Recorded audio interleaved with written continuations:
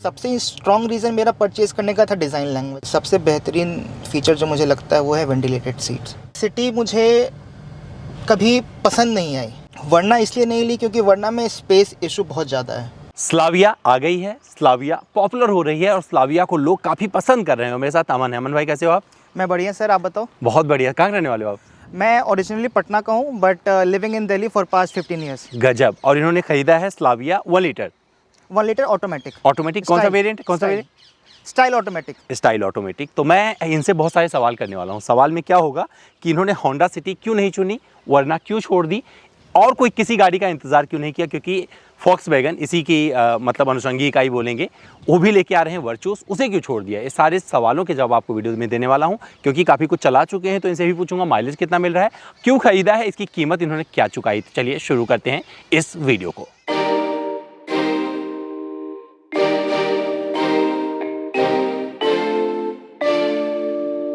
इस वीडियो को आगे बढ़ाने से पहले एक महत्वपूर्ण सूचना आपके लिए। अगर आपके पास कोई पुरानी गाड़ी है जिसकी कंपनी अब इंडिया में नहीं है और आपको उसके पार्ट की सख्त ज़रूरत है, तो budmo.com जो कि स्पेयर पार्ट बेचने वाली एक भारत में कंपनी है, वहाँ से ऑर्डर कर सकते हैं। अगर आपको पार्ट समझ में ना आए तो 10 दिन के अंदर आप पूरा रिफंड भी पा सकते हैं। इसका पूरा लिंक अपने डिस्क्रिप्शन में दे रहा हूँ। अगर आपकी ज़रूरत है तो यहाँ से तुरंत बुक करें, आपको क्वालिटी पार्ट्स अवेलेबल मिलेंगे। तो मैं अमन भाई के साथ में उनकी स्लाविया में आ गया हूँ 1 लीटर TSI। जी सर। कैसी भैया, कैसी चल रही, पहले बताइए। चल काफ़ी शानदार रही है। हाँ। और मुझे काफ़ी अच्छा लग रहा है क्योंकि काफ़ी जब से गाड़ियों में इंटरेस्ट आया तब से स्कोडा ओन करने का एक एस्पिरेशन था। अच्छा। और सीखी भी मैंने, इंटरेस्टिंगली एक कहानी बताऊं तो सीखी भी मैंने, पहली जो गाड़ी चलाई थी वो रैपिड चलाई थी। अच्छा। तो रैपिड जब चलाई उसके बाद जब दूसरी गाड़ी पे आया तो मुझे एक सब्सटेंशियल डिफरेंस लगा पिकअप में और उसके मूवमेंट में।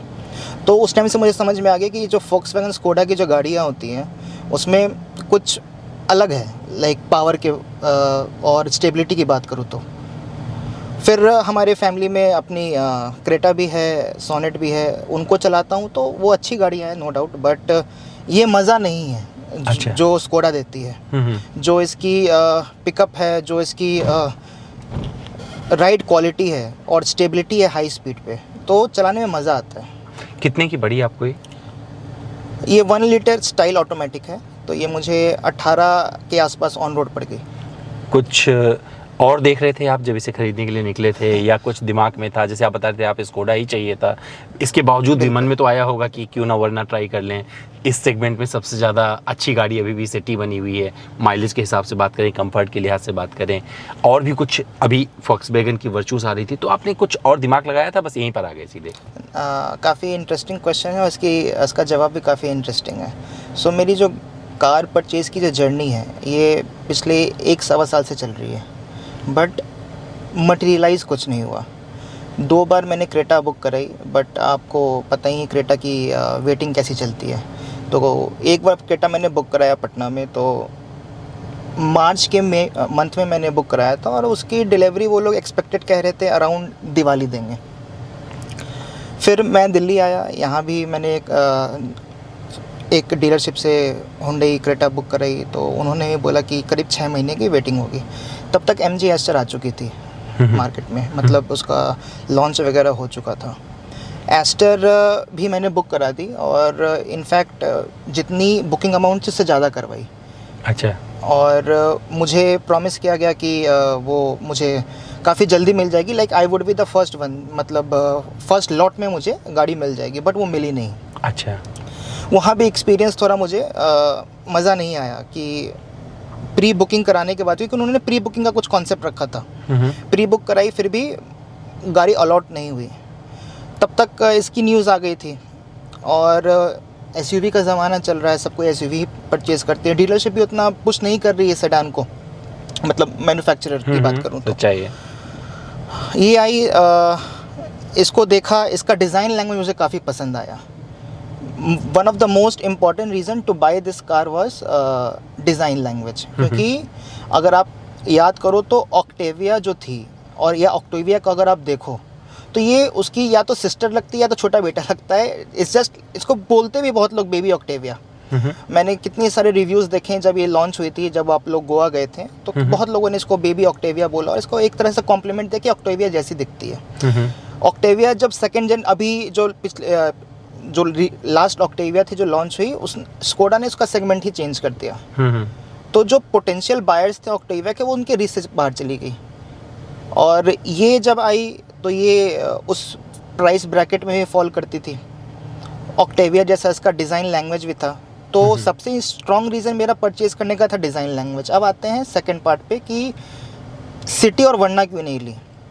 वर्ना इसलिए नहीं ली क्योंकि वर्ना में स्पेस इशू बहुत ज़्यादा है, उससे ज़्यादा स्पेस i20 में है, वर्ना से ज़्यादा बैक स्पेस की बात कर रहा हूँ मैं। फीचर्स के मामले में वर्ना काफ़ी अच्छी है, उसमें उसके पास भी टर्बो इंजन है, इनफैक्ट उसका डीजल इंजन काफ़ी अच्छा परफॉर्म करता है, सबसे बेस्ट परफॉर्म करता है इनफैक्ट वर्ना का डीजल इंजन, नो डाउट बेहतरीन। बट मुझे डीजल में जाना नहीं था, और स्पेस इशू जो आपको मैंने बताया। सिटी का ये था कि सिटी मुझे कभी पसंद नहीं आई, अच्छा, just because of design language, और सिटी में कुछ इश्यूज भी मैंने अभी वाले जनरेशन में सुने हैं, और वो तो हर गाड़ियों में होते हैं, छोटे मोटे निगल्स हर किसी में होते हैं। बट मुझे पर्सनली वो जो डिज़ाइन लैंग्वेज है वो मुझे अपील नहीं किया उतना जितना ये डिज़ाइन लैंग्वेज अपील करता है।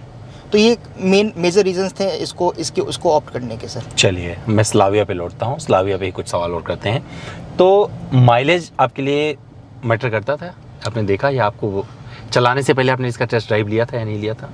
बिल्कुल लिया था, और जब पहली बार टेस्ट ड्राइव लिया था उस टाइम जो इसकी पिकअप थी, जो पहला इंप्रेशन था ड्राइव का, उसी टाइम मुझे लगा कि यार ये गाड़ी तो चाहिए। वो अभी कायम है? वो अभी बिल्कुल कायम है। और माइलेज जो कंपनी ने दावा किया था, जो डीलर ने बताया होगा? माइलेज अभी मुझे, मतलब मेरी गाड़ी अभी करीब 500 किलोमीटर चल चुकी है, और इसके हिसाब से मतलब मैंने 2 बार फुल टैंक कराया हुआ अभी तक। 2 बार फुल टैंक? हाँ। इसका माइलेज अच्छा नहीं मिल रहा है अभी? 10.5 के हिसाब से, मतलब अभी दूसरी बार जो फुल टैंक हुआ है अभी मुझे 440 किलोमीटर अभी MID शो कर रहा है। इसका मतलब कि अभी चली नहीं है, चली नहीं, ठीक है। तो 10.5 से 11 की माइलेज मुझे सिटी में आराम से निकाल के दे रही है, ट्रैफिक में। अच्छा, ऑटोमेटिक वर्जन ये है। और अगर मैं इसको मैनुअल वर्जन में कभी चलाता हूँ पैडल शिफ्टर से, तो थोड़ा कम होता है माइलेज, और अगर क्रूज पे करता हूँ तो मुझे 15-16 बहुत प्यार से निकाल के देती है हाईवे पे। अच्छा, एक बार भी गाड़ी सर्विस नहीं हुई है क्योंकि नई गाड़ी है। और एक सवाल बनता है, 1.5 भी थी, 1.5 क्यों छोड़ा और मैनुअल क्यों छोड़ा? काफ़ी ज़्यादा टेम्पटिंग था 1.5 लेना। मैंने डीलर से बात भी की, ऐसा है क्योंकि जब इसका प्राइस रिवील हुआ तो मुझे 1.5 काफ़ी अच्छा लगा कि यार इस प्राइस पे तो इससे बेहतरीन गाड़ी नहीं हो सकती। मैंने उसको बोला भी कि यार मेरी ना ट्रांसफ़र कर दो इसकी बुकिंग को ट्रांसफ़र कर दो 1.5 पे। बट डीलर्स ने कहा कि यार आपका ना, हाँ, स्कोडा प्रायोरिटी दे रही है 1 लीटर इंजन को पहले। आप उनको मेरी स्टोरी पता थी कि मैं 1 साल से गाड़ी खरीदने के पीछे हूँ, मुझे गाड़ियाँ नहीं मिल पा रही हैं। तो उन्होंने बोला सर आपका और डिले हो सकता है, और अगर आप अभी देखोगे भी तो 1.5 थोड़ा भी डिले चल रहा है क्योंकि इनको वर्चुअस को ही पुश करना है, और सेमीकंडक्टर शॉर्टेज भी है मार्केट में। तो उन्होंने बोला कि सर 1-2 महीना और डिले हो सकता है, अगर आपको गाड़ी तुरंत चाहिए तो आप 1.0 ले लो और आपको तुरंत हम दे देंगे।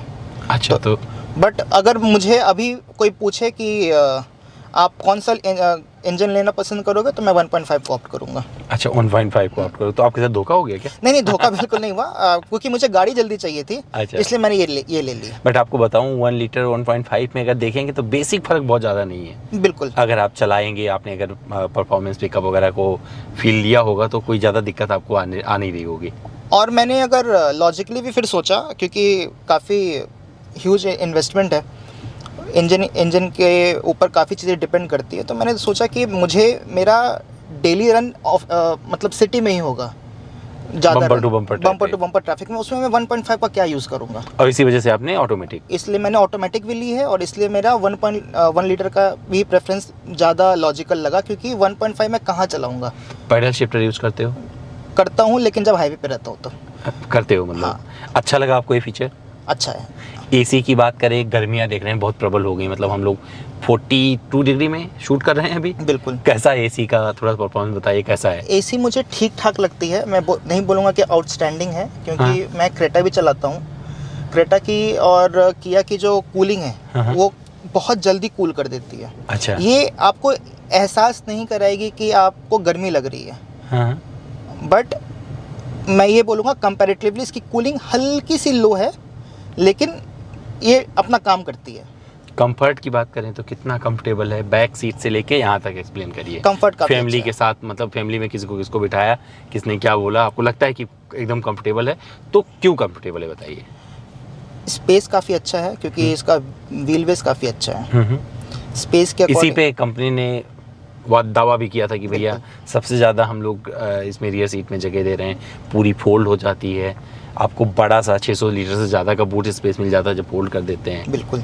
तो कुल मिला के आपने पूरा एक्सपीरियंस 1000 लीटर से ज़्यादा का हाँ, बूट right, स्पेस मिल जाता है जब आप ये वाला फोल्ड कर देते हैं, और आपको बूट में काफ़ी जगह मिलती है। तो उससे कितने सेटिस्फाइड हैं? आपको लगता है कि कंपनी जो बोल रही थी वो सही थी या कुछ ऊपर नीचे हुआ जब आपने खरीदा? तो बिल्कुल सही है सर, क्योंकि मैंने अपनी फैमिली को राइड पे ले गया था, क्योंकि जब नई गाड़ी आती है तो हम लोग थोड़ा पूजा वगैरह करते, तो वी वेंट टू छतरपुर मंदिर। छतरपुर, ठीक है। तो सब कोई साथ ही में थे, 5 लोग बैठे थे, बिल्कुल स्पेस का कोई इशू नहीं आया, क्योंकि सोनेट में बैठते तो थोड़ा सा, सिंस वो एसयूवी है तो सिटिंग पोस्चर चेंज हो जाता है।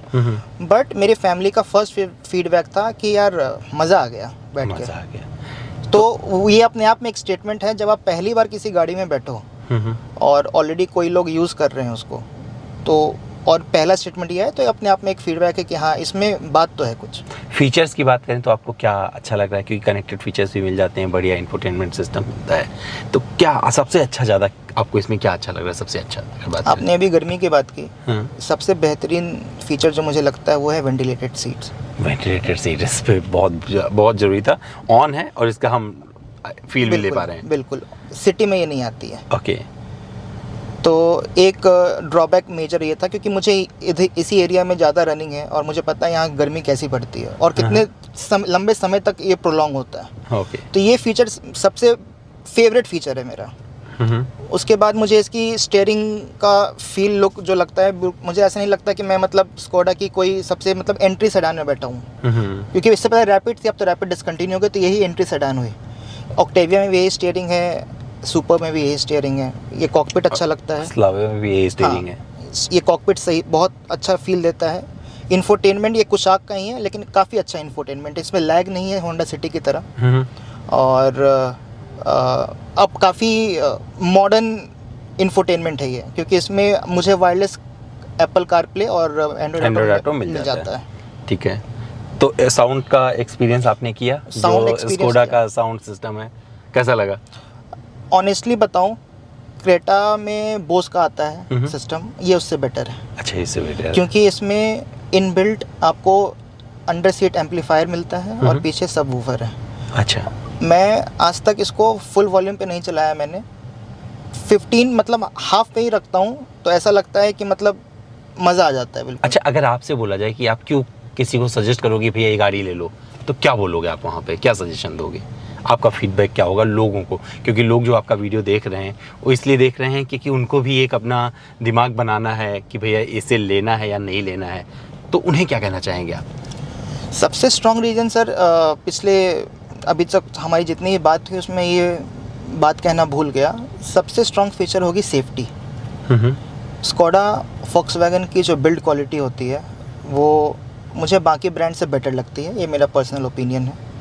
इसके जो डोर्स जब बंद होते हैं तो जो ठट की जो आवाज़ आती है वो काफ़ी रीअश्योरिंग होती है कि हाँ मैं एक टिन के डब्बे में नहीं बैठा हूँ, किसी स्ट्रॉन्ग बिल्ट कार में बैठा हूँ।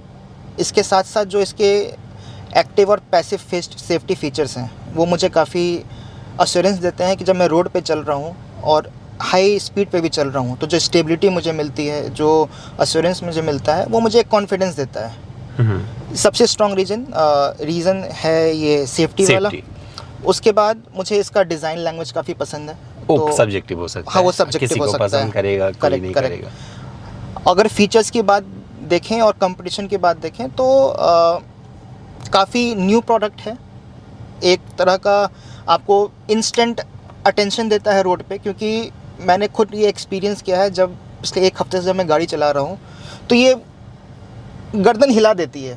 अच्छा। अगर आप रोड पे चलो तो लोग पलट के देखते हैं कौन सी गाड़ी जा रही है, तो अगर आपको अटेंशन चाहिए तो आप इसको बिल्कुल देख सकते हैं, कंसिडर कर सकते हैं, क्योंकि रोड पे भी अभी काफ़ी कम है ये, और इसका डिज़ाइन लैंग्वेज इतना अट्रैक्ट करता है कि आपको अटेंशन मिलता है। मैंने यहाँ तक ये देखा है कि ऑडी वाले भी शीशा करके नीचे देखते हैं कि ये कौन सी गाड़ी जा रही है। बहुत बढ़िया।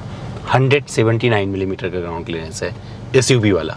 बिल्कुल एग्जैक्ट, शायद मैं सही हुए नंबर। बिल्कुल एग्जैक्ट। और यहाँ पर कंपनी ने बोला है कि भैया इस गाड़ी में आपको एसयूवी वाला जो है ग्राउंड क्लियरेंस मिलता है। बिल्कुल। आपने एक्सपीरियंस किया सस्पेंशन और जो ग्राउंड क्लियरेंस है, उबड़ खाबड़ वाले रास्ते से जब निकलते हो तो कहीं पे आपको कोई दिक्कत आई या आपको लगता है परफेक्ट सेटअप है? दिक्कत सर अभी तक कुछ नहीं आई है।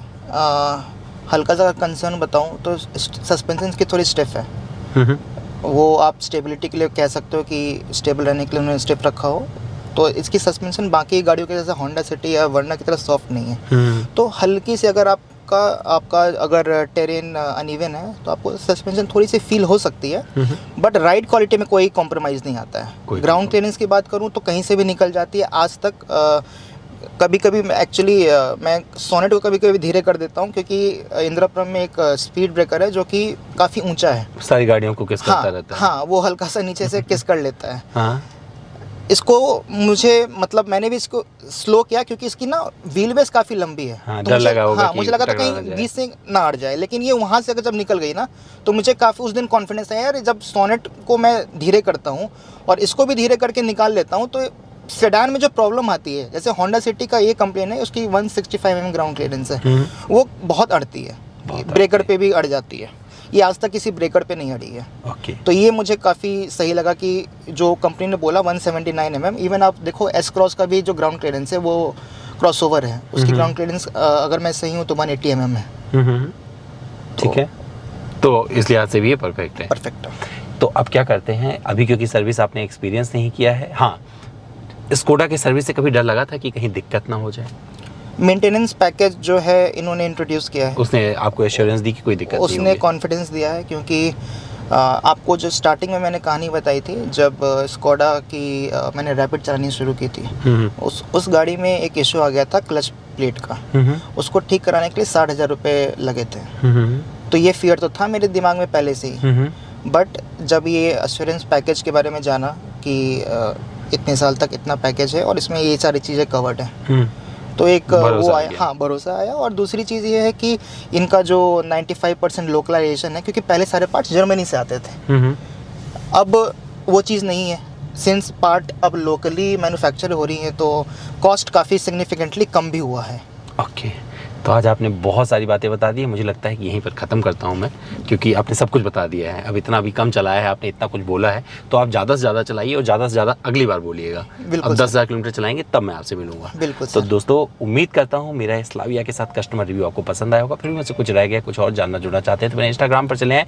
मेरा इंस्टा हैंडल है @द्विवेदी। सवाल करें, सारे जवाब ले जाएँ। जवाब मुझे देना होगा, मैं दूंगा, नहीं तो भैया दे देंगे। ठीक है ना? Thank you sir. Okay, thanks.